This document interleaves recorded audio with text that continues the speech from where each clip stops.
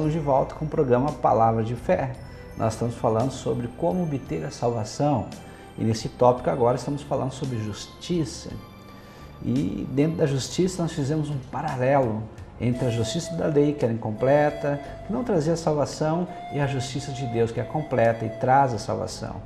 E falamos num tópico especial que eu quero pontuar um pouquinho mais, falar um pouquinho mais. É sobre a questão da justiça da fé, que fala de invocar o nome do Senhor. E esse invocar o nome do Senhor não é somente obedecer ao Senhor, por temer ao Senhor, ou seja, não só por respeitá-lo, mas principalmente porque nós queremos andar com Ele. Nós desejamos ter um relacionamento profundo e íntimo com Ele.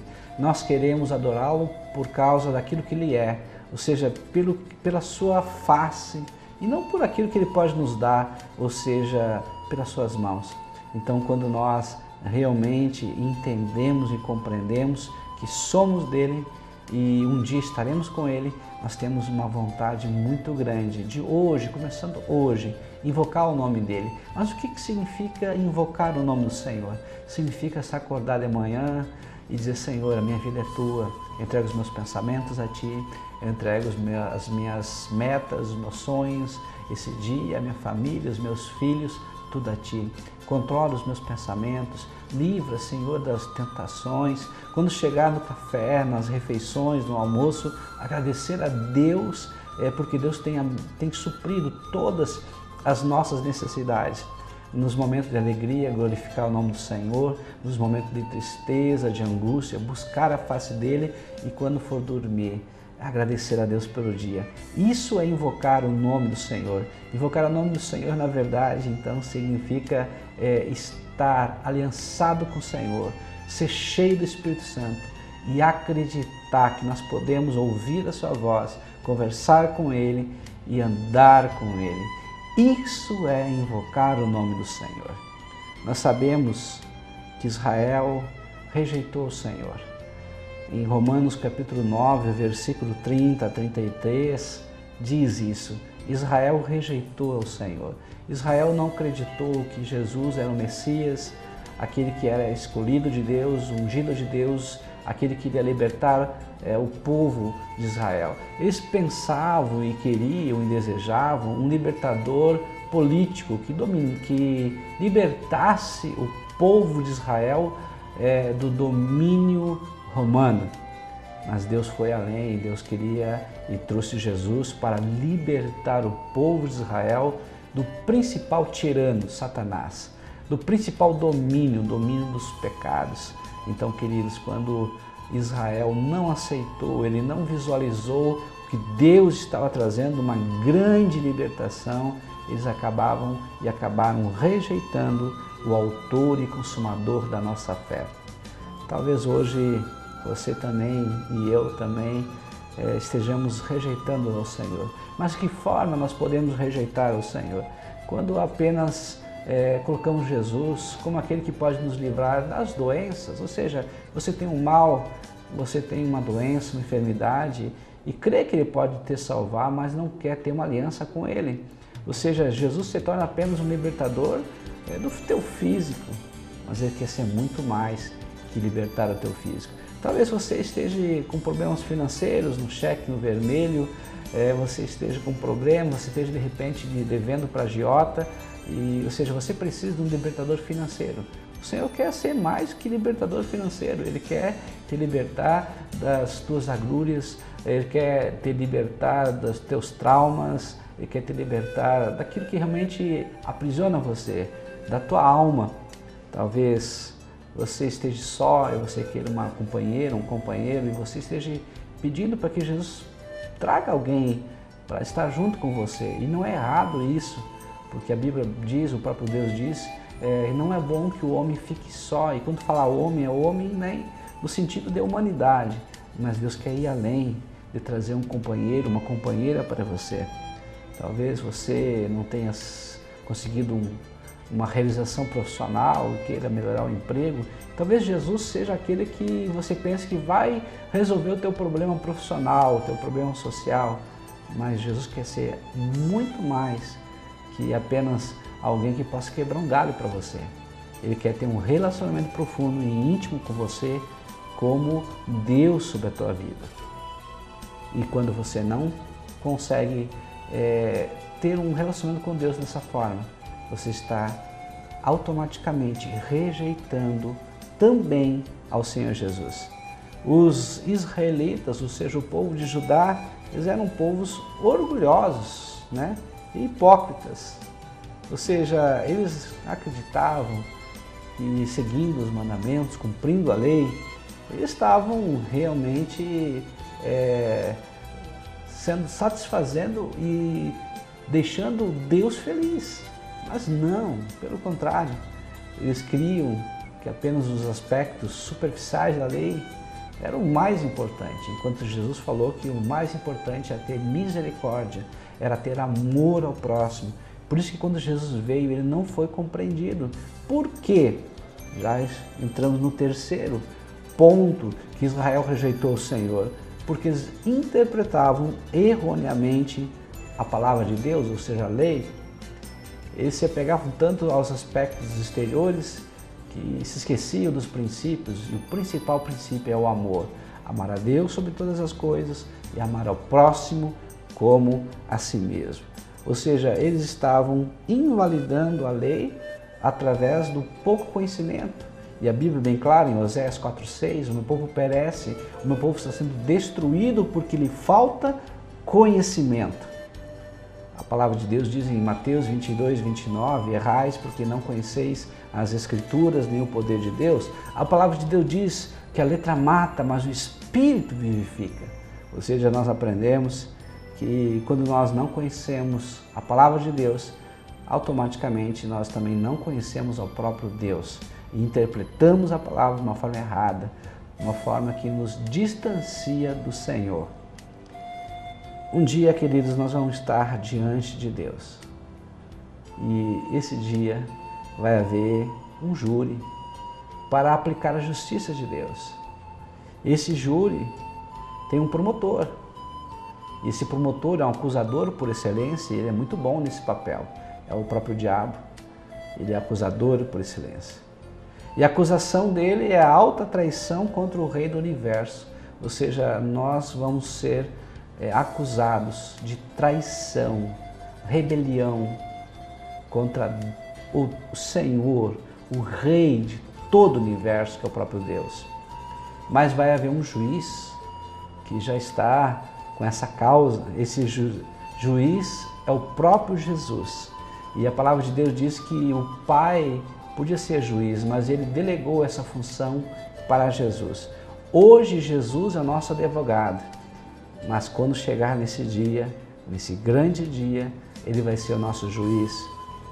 Vai haver um júri, e esse júri é algo bem interessante, porque vai ser a própria lei, ou seja, a palavra de Deus e as nossas obras. As nossas obras e a lei de Deus é que vão estar avaliando tudo que nós fizemos, tudo que nós dizemos. Ou seja, nenhuma palavra que nós falamos vai ficar perdida. Ela vai ser avaliada, vai ser julgada. Todas as nossas atitudes, ou até mesmo omissões, vão ser julgados nesse dia. Por isso que nós devemos pensar muito bem antes de falar, antes de criticar alguém, antes de julgar alguém, porque a Bíblia diz que na medida que nós julgamos, nós seremos julgados. Há um veredito, e esse veredito já está correto, já está certo, está em Romanos capítulo 3, versículo 9 a 20.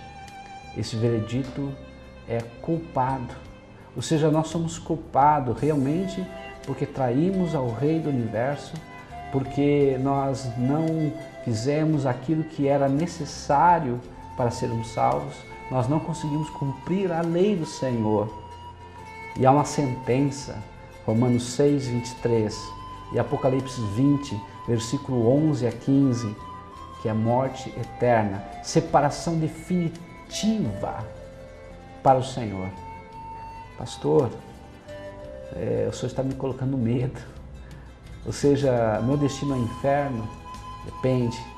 A palavra de Deus diz que sem Cristo nós estamos condenados, mas com Cristo nós podemos ser regenerados, justificados, ou seja, tornar justo, absolvido e salvo.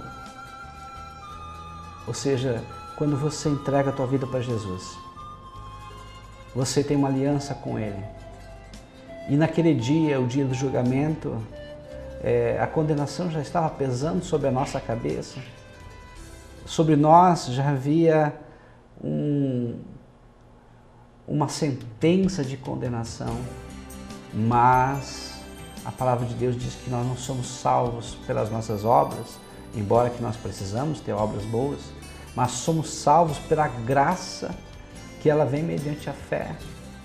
Ou seja, somos salvos pelo favor não merecido de Deus, somos salvos pela aliança que nós temos com Cristo, somos salvos quando nós confessamos o Senhor, que Ele é o nosso Senhor, o nosso Salvador, e quando nós desejamos andar com Ele, conviver com Ele, estar junto dEle, aí nós somos salvos e livres dessa condenação que um dia vai pesar sobre todos os homens, sejam ricos, sejam pobres, sejam autoridades, sejam homem do povo, sejam brancos, sejam negros, não importa.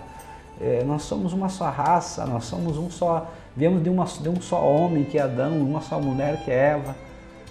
Ou seja, um dia todos nós vamos ter que prestar contas diante do grande tribunal de Cristo. E aí não adianta carta de recomendação, e aí não adianta todo o dinheiro do mundo que nós temos, aí não adianta nós transferir a culpa para fulano, beltrano, ciclano, aí nós vamos ter que responder pelos nossos atos. Mas na hora da condenação, aquele que tem aliança com Deus, aquele que aceitou Jesus como Senhor e Salvador da sua vida, o próprio juiz vai lembrar que ele já foi nosso advogado e ainda continua sendo nosso advogado e vai dar sentença de absolvição. Mas para aquele que não tem, a sentença é de condenação. Ou seja, a pessoa já viveu longe de Deus, vai continuar vivendo longe do Senhor para todo sempre. E eu posso perder a minha salvação? Pode. Através do esfriamento espiritual. Ou seja, quando você começa a não ter mais prazer em ler a palavra de Deus, não tem mais prazer em orar, não tem mais prazer em buscar a face de Deus, você vai se esfriando, você vai perder a tua salvação. Você pode perder a salvação através da religiosidade, ou seja, você quer manter a prática da religiosidade, o ritual da religiosidade, você vai na igreja, mas na verdade você está longe de Deus, você está tão perto e ao mesmo tempo tão longe de Deus e da salvação também. Você vai na igreja, mas não adianta só ir na igreja. O que Deus quer é um relacionamento estreito com Ele. Eu posso perder a salvação quando eu sou uma pessoa legalista, ou seja, tudo é de acordo com a lei. Eu conheço a palavra, mas a palavra não está em mim. A palavra de Deus não produz vida em mim. Eu posso perder também a minha salvação quando eu entro para apostasia, ou seja, abandono a fé. Estou dentro da igreja, mas não tenho mais fé, não acredito mais em Deus. E Deus quer mudar a tua realidade e a minha realidade. E a salvação está tão perto. Mas pastor, o que eu preciso fazer para ser salvo? A palavra de Deus diz, e nós lemos e vamos ler novamente, até para que a gente possa compreendê-la melhor. Nós temos que confessar com a nossa boca que Jesus é Senhor e crer em nosso coração que Deus o ressuscitou dentre os mortos. Aí nós seremos salvos, pois com o coração se crê para a justiça e com a boca se confessa para a salvação. Então, se eu não crer de todo o coração, não aceitar Jesus como meu suficiente Senhor e Salvador, não tiver uma mudança de vida, ou seja, a partir de hoje, não sou eu mais que vivo, mas Cristo é que vive em mim, eu não posso ser salvo. Mas se eu colocar tudo isso em prática, se eu desejar ter Jesus como meu Deus, meu Senhor, haver uma mudança de comportamento, uma mudança de forma de falar, uma mudança de forma de agir, eu ser uma pessoa mais amorosa, eu poder e querer e desejar fazer o bem para as pessoas, eu vou crer que eu sou salvo porque Jesus me salvou. Estou salvo da condenação do inferno. É para isso que Ele veio. Eu quero orar por você agora, nesse momento, em o nome de Jesus. Querido Deus e amado Pai, eu sei, ó Deus, que há pessoas que estão assistindo essa programação, há pessoas que têm uma necessidade urgente, que o Senhor intervenha na vida delas, senão elas podem morrer. Ou talvez até pessoas que estão indo na igreja, Senhor, tem religião, mas sente na verdade um profundo vazio dentro delas. Quem sabe essa palavra, Senhor, está alcançando-as nesse momento. Eu te peço, Senhor, Espírito Santo de Deus, Tu que convence o homem do pecado, da justiça e do juízo, esteja agindo no coração dessas pessoas. Traz a elas, Senhor, a certeza da salvação, uma aliança profunda contigo, para quando o dia mal vier, elas estejam em paz e elas tenham força para lutar e elas tenham a certeza que o Senhor está com ela. E quando elas morrerem, quando o Senhor abrir essa porta dos portões celestiais para elas, que elas tenham, Senhor amado, a certeza que elas estarão lá para todo sempre junto de Ti. Esse é o tesouro maior, que nenhum tesouro na terra é incomparado com esse tesouro. Fica conosco agora, Pai, pelo poder do nome de Jesus. Amém e amém.